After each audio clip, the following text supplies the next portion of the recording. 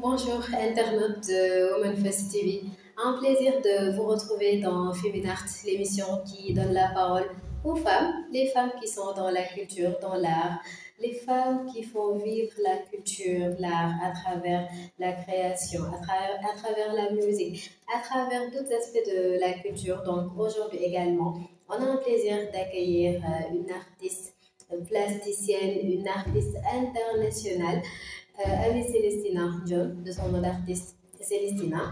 Bon, il reste beaucoup d'aspects, hein, beaucoup de choses que je ne pourrais pas dire d'elle, que nous aurons le plaisir d'entendre venant d'elle. Donc, je vais la laisser d'abord se présenter avant qu'on entre dans son horizon. Bon, je vous le dis, hein, dès à présent, il y a tellement de choses à découvrir d'elle, tellement de belles créations, tellement de choses qui vous feront plaisir. Donc, installez-vous confortablement, car aujourd'hui, elle va nous amener dans son, voilà, dans son monde. Donc, on va la suivre, on va l'écouter, on va entrer carrément dans ce que nous présente en fait.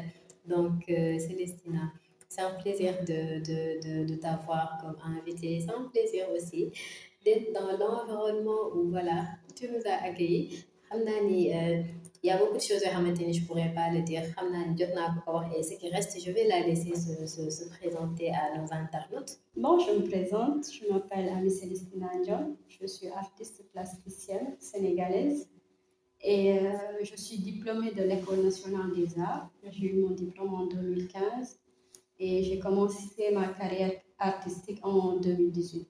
Donc, je travaille et je vis à Dakar. Très bien. Ma première question, je sais que beaucoup l'attendaient. Ça sera celle de savoir qu'est-ce qui vous a mené vers l'art plastique? Un choix, une vocation? C'est quoi en fait? Bah, je dirais que j'étais pas prédestinée à être artiste. C'était pas en tout cas quelque chose que je désirais faire. Je ne m'imaginais pas du tout devenir artiste. Mais quand même, je voulais être styliste à la base. Donc euh, après mon bac, je voulais faire du stylisme. Mais à l'époque, c'était un peu à la mode. Tous les jeunes voulaient être stylistes. Il y avait beaucoup d'écoles de formation qui donnaient cette formation.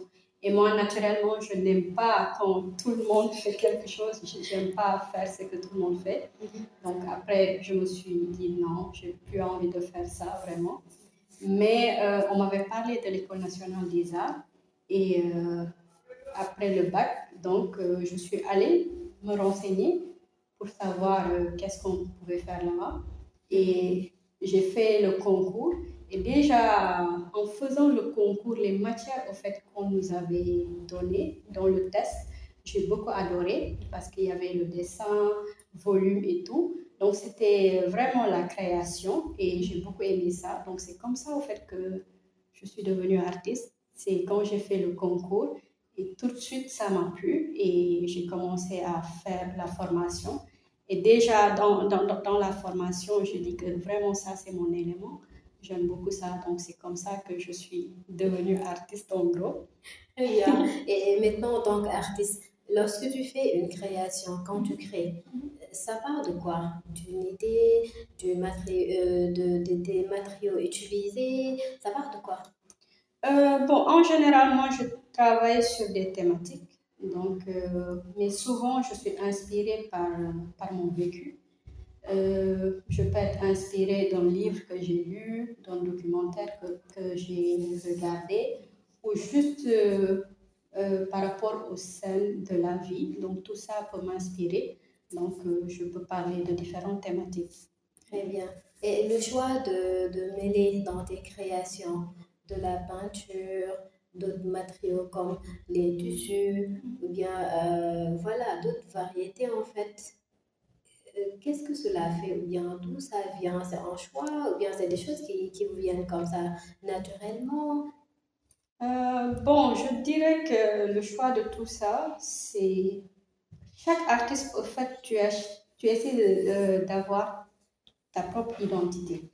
Et moi, à mes débuts, j'ai commencé avec mon mentor, l'artiste sénégalais Pignon. Donc, à ma sortie de l'école, je le côtoyais, j'allais dans son atelier, j'étais son assistante. Et c'est lui qui m'a appris vraiment les bases de la peinture et tout. Et donc, j'ai appris par lui. Donc, j'avais un peu son influence. Donc, j'ai commencé à peindre un peu comme lui. J'utilisais le collage et lui, il utilise beaucoup le collage. Mais à chaque fois, il me disait, fais attention, fais en sorte d'avoir ta propre identité. Donc, c'est à la recherche de cette identité-là que j'ai commencé à prendre des objets que je trouvais dans mon environnement. Je les ai insérés dans ma peinture. Et c'est comme ça aussi que j'ai commencé avec la couture, la broderie, que j'ai inséré aussi dans mon travail. Donc, je cherche à chaque fois quelque chose qui m'est propre pour me différencier de lui et aussi de tous les autres artistes, parce que la peinture, c'est universel.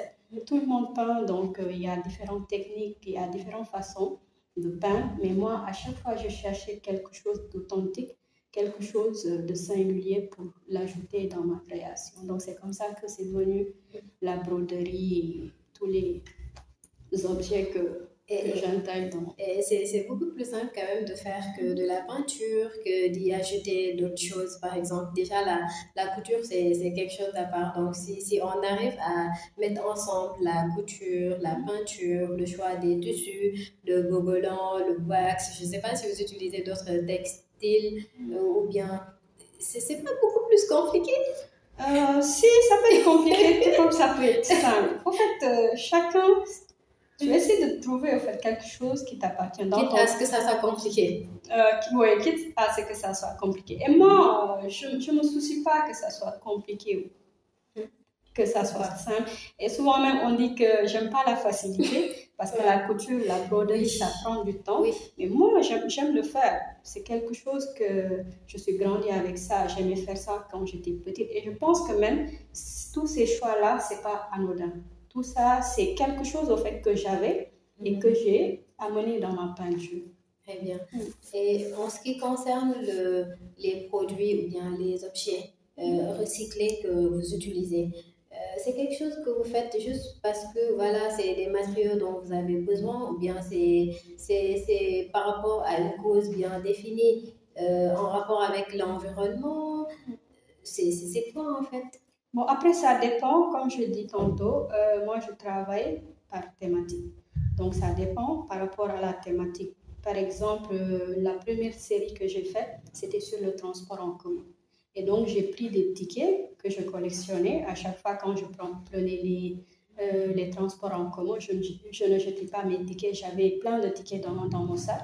Donc, naturellement, j'ai pris ces tickets-là, je les intégrés comme collage dans mes œuvres. Donc, je pense que c'est par rapport à ça, par rapport à la thématique, parce que aussi quand je travaille, c'est pas juste tu viens, tu peins. Tu fais d'abord un travail de recherche par rapport à la thématique, tu te documentes pour bien cerner ton sujet. Et aussi, il y a aussi une recherche graphique. Donc, moi, je suis beaucoup dans le symbole. Souvent, si j'ai quelque chose à raconter, je ne viens pas, je le raconte comme ça. J'essaie de trouver des symboles par rapport à ce que je veux dénoncer ou bien le sujet dont je veux parler. Donc, je cherche des symboles pour exprimer cela. Donc, pour avoir ces symboles-là, parfois, je regarde un peu dans mon univers. J'utilise beaucoup aussi les romans, les papiers journaux. Donc, dans les papiers, parfois, je peux prendre un mot qui m'intéresse par rapport à la thématique que je veux défendre. Donc, je coupe ça, je l'intègre dans mes œuvres. Donc, c'est comme ça. Très bien. Vu qu'on parle de thématiques, je voudrais savoir quelle place occupe la féminité en fait dans ce que vous faites. Bon, je dirais que la féminité est omniprésente dans mes œuvres. Je vais te raconter une anecdote. Une fois, quelqu'un est venu dans mon atelier et il a visité et tout. C'était pas juste cette personne, c'était pas la première fois. La plupart des gens, quand ils viennent visiter mon atelier, quand ils regardent mes œuvres, ils me demandent pourquoi, au fait, tous mes figures sont des femmes. Et moi, j'étais là. Je n'avais pas vraiment remarqué. Et je me suis dit, dans ma tête, pourquoi pas? Après, la réponse que j'ai eue, c'était peut-être parce que je vois le monde à travers les yeux d'une femme. Je suis une femme, donc je ne peux pas m'exprimer autrement. Donc, peut-être que c'est ça la raison, je ne sais pas trop. Mais c'est vrai que la plupart de mes figures ressemblent à des femmes. À des femmes. Mais pourtant, quand je crée, par exemple, cette œuvre-là en face de nous, moi, quand je le fais, je ne pensais pas à je vais faire une femme. J'ai juste créé. En fait, moi, c'est l'individu qui m'intéresse en général. Mais je suis une femme et je suis dans ce milieu. Donc, c'est normal que ça se voit dans mes œuvres, dans mes représentations. Très bien. Maintenant, si on doit lire ou bien si on doit tirer des messages par rapport à un tableau que vous avez déjà fait, quelle peut être la thématique qu'on peut retrouver de façon beaucoup plus fréquente dans ces tableaux-là? Vous abordez le plus concernant les femmes, quelle thématique? Bon, j'ai fait, comme je dis, je travaille par thématique. Une fois, j'ai fait une œuvre qui était sur la norme, donc par rapport aux questions de genre. Donc, l'œuvre, c'était sur ça. La norme, c'est quoi la norme? Donc, oui, j'ai quand même eu à travailler sur des thématiques par rapport à la femme. Très bien. Ouais. Et parmi les œuvres que vous avez eu à créer, il y en a une qui te marque le plus.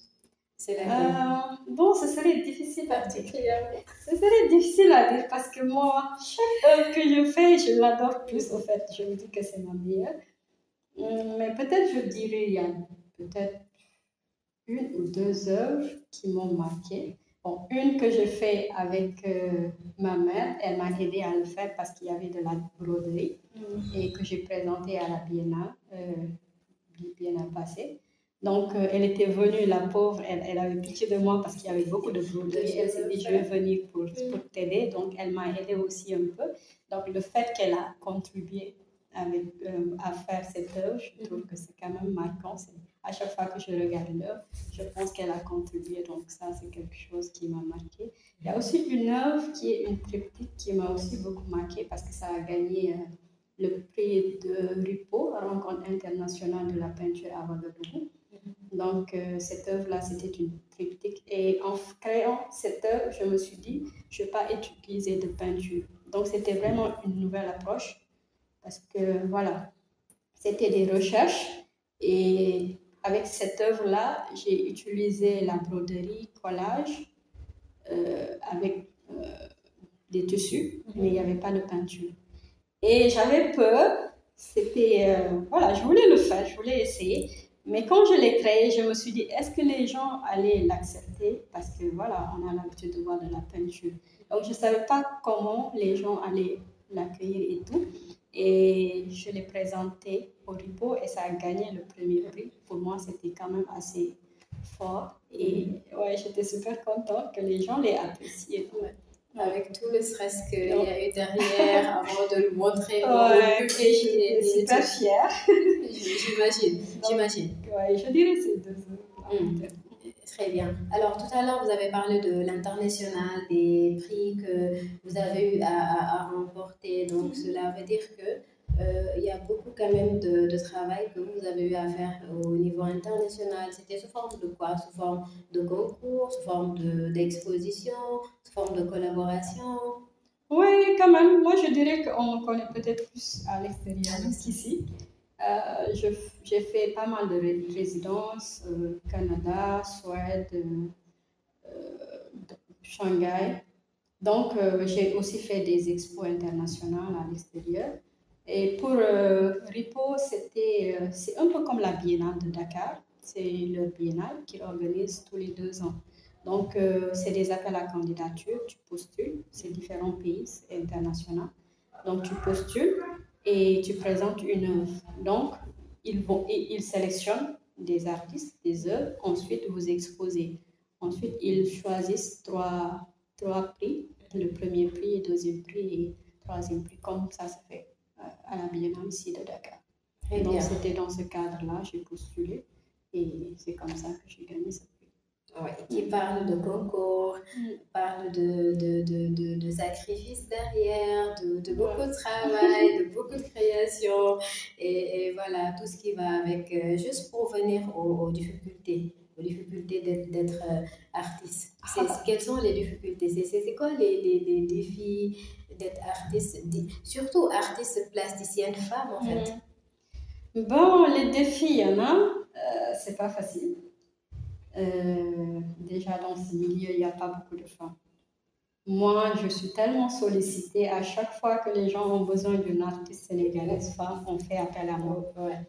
Et parce qu'il n'y a pas beaucoup d'artistes femmes, il y a plus d'hommes. Les défis sont énormes. Et moi, je pense que quelque chose qui me motive le plus, c'est ça. À chaque fois quand je me lève pour travailler, je me dis que, au fait, je dois le faire parce que je dois donner l'exemple. Il n'y en a pas beaucoup et je fais partie de ces rares qui le sont. Donc, il faut que je me donne à fond. Il ne faut pas que je fasse les choses à moitié. Donc, pour moi, c'est d'abord ça le défi, d'être pas juste une artiste, mais une très bonne artiste. Moi, ça me fait mal quand je vois dans les autres pays africains des artistes nigériennes ou du Ghana, tu vois, des femmes qui, à l'international, elles brillent. Mais ici au Sénégal, tu ne peux pas citer vraiment beaucoup d'artistes femmes qui sont vraiment connues à l'extérieur. Si, peut-être Kinéa, mais sinon, il n'y en a presque pas. Et donc, moi, je me dis que j'ai ce défi-là. Il faut qu'on compte aussi les Sénégalaises parmi ces artistes. Et pourtant, elles sont bien. Elles font des œuvres vraiment magnifiques. C'est pas parce que je suis une femme, hein, mais par exemple, la plupart du temps, quand on voit un tableau fait par une femme, un autre tableau fait par un homme, en fait, on peut voir sincèrement derrière tous les efforts, je ne dis pas que vous ne faites pas d'efforts, je n'ai pas dit quand même que voilà, vous ne faites pas ce qu'il faut, mais juste une remarque que j'ai faite. Lorsqu'on voit un tableau fait par un homme ou par une femme, on peut voir la différence en fait de tout ce qu'il y a derrière. Et déjà, il y en a qui disent que les femmes sont beaucoup plus contraintes à autre chose que les hommes, et pourtant elles font des merveilles. Donc, est-ce qu'il ne devait pas y avoir peut-être derrière des choses qui seront mises en œuvre pour permettre quand même à ces femmes-là d'être connues, d'être célèbres, de vivre leur art au niveau international, ou bien, voilà, au moins d'être connues carrément dans leur pays? Parce Moi, je qu'elles font. trouve que, en fait, le problème, souvent, moi-même, quand on me demande, des gens, quand ils viennent me voir, ils me posent la question, mais pourquoi il n'y a pas assez d'artistes femmes? On est appelé L'espace social. Voilà, donc tu es mère, tu es épouse, tu es belle fille. Donc tout ça, si tu vas, par exemple, si un homme prend 8 heures de temps pour travailler, souvent, moi, je dis, la femme, elle a 1 heure de temps pour travailler, Ouais. parfois même 0. Avec tout ce qu'il a. Un homme peut travailler toute la semaine. La femme, elle travaille juste un jour pendant la semaine parce qu'elle est contrainte à d'autres choses, à s'occuper de sa famille et tout. Donc, c'est ça en fait, la réalité. C'est ça qui fait que les femmes ne sont pas très présentes dans ce milieu. La plupart, d'ailleurs, même si les femmes qui sont plus dynamiques, souvent, c'est soit tu n'es pas encore marié, soit tu es divorcé. Mais si tu as un foyer à gérer, c'est pas facile d'allier les deux. C'est pas évident. Parce que là, franchement, ça demande du temps. C'est pas quelque chose que tu fais aujourd'hui, c'est tous les jours. Tout comme les gens se lèvent tous les jours pour travailler, l'artiste aussi tous les jours doit travailler dans son atelier. Très bien. Et quand tu es femme ici, c'est pas évident. Très bien. Maintenant, si tu avais un message à lancer ou bien à donner à l'endroit des jeunes femmes qui sont là, qui voudraient être artistes, mais qui n'ont pas encore franchi le pas pour carrément entrer dans le métier, ça serait quoi? Bon, je les encourage. Je les encourage à embrasser ce métier si ça les plaît. Et peut-être de se rapprocher de gens, d'autres artistes. Moi, ce qui m'a beaucoup aidé aussi à mes débuts, c'était ça, le fait que j'étais encadrée par mon professeur. Parce que je me rappelle quand, après les beaux-arts, j'avais mon diplôme, donc j'étais à la maison. Parce que l'artiste n'a pas de bureau, tu travailles de chez toi. Ta maison est ton atelier. Mais moi, par exemple, au début, ma mère ne comprenait pas ça. Donc, le fait de me voir à la maison tous les jours, elle me demandait, mais tu vas pas travailler. Elle allait même jusqu'à trouver des annonces, elle venait me le montrer pour que je postule, parce qu'elle pense que je suis au chômage, alors que le travail, c'est chez toi. Donc, j'étais obligée, mon professeur m'a dit, maintenant, tu sais qu'est-ce que tu vas faire. Chaque jour, viens dans mon atelier, tu vas travailler. Donc, tu vas devoir sortir. Voilà, donc ils vont dire, ah, tu travailles. Donc, à mes débuts, c'était comme ça. Donc, franchement, je leur dis de se former aussi. C'est bien aussi, quand tu aimes quelque chose, que tu te formes, que tu saches comment faire, de se former, d'aller aux Beaux-Arts. Il y a les Beaux-Arts. Donc, aussi, faire beaucoup de recherches maintenant avec Internet, quand même, tu peux apprendre plein de choses par Internet. Très bien. Et par rapport à Internet, vu qu'on y est-ce que l'IA peut impacter négativement le travail d'artiste en ce qui concerne la création, la génération de photos, d'articles et tout? Est-ce que ça peut impacter? Non, moi je ne crois pas, parce que depuis la nuit des temps, l'art existe. Donc c'est quelque chose qui est propre à l'homme et la machine ne pourra jamais faire ce que l'être humain peut faire. Et d'ailleurs, même moi, par rapport à mon travail, c'est ce qui m'intéresse au fait, l'individu. Pour moi, on est des animaux, tout comme les autres, mais on a quelque chose d'assez particulier. Donc, c'est ce qui fait au fait la richesse de l'art. Donc, pour moi, non, on n'a pas à s'inquiéter pour ça. Très bien. Des projets d'avenir, des collaborations, des expos. C'est quoi les projets? Bon, là, je suis en train de travailler sur un livre d'artistes qu'on doit normalement présenter en novembre. Moi et un autre artiste sénégalais, en collaboration avec un ami marocain. Donc là, je travaille sur ça. Sinon aussi, on a un autre projet avec d'autres artistes femmes, des amis comme Ina. On veut faire un projet qui sera juste sur les femmes. On va traiter de thématiques par rapport aux femmes. Donc, on va faire une résidence, on travaille ensemble. Ensuite, on va montrer tout ça lors de l'expo ici à Dakar. Hâte de voir ça. J'espère qu'on sera invité. En tout cas, on sera ravis de voir. Alors, quel sera ton mot de la fin? L'heure nous a rattrapés, même si on avait tellement de choses à dire. Bon, je vous remercie vraiment pour l'invitation. Merci de m'avoir permis de montrer un peu ce que je fais. Et j'espère que je pourrai inciter d'autres femmes à être artistes. Voilà. Merci beaucoup, ça m'a fait plaisir.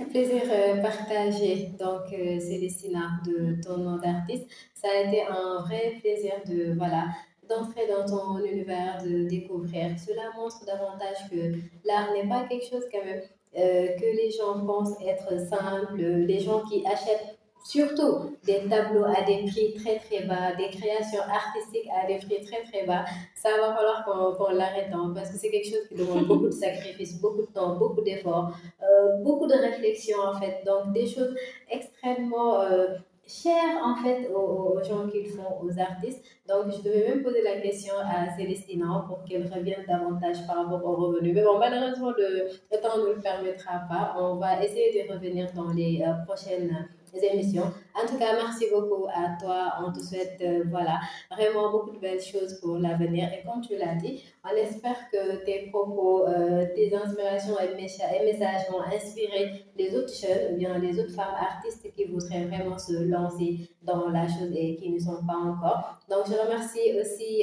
les internautes de Women First TV de Féminart particulièrement. Merci à l'équipe technique qui était derrière nous. Donc, rendez-vous la prochaine fois dans un autre numéro avec une nouvelle invitée, artiste toujours. Donc, d'ici là, portez-vous très bien et continuez à suivre les programmes de Women First TV. À bientôt.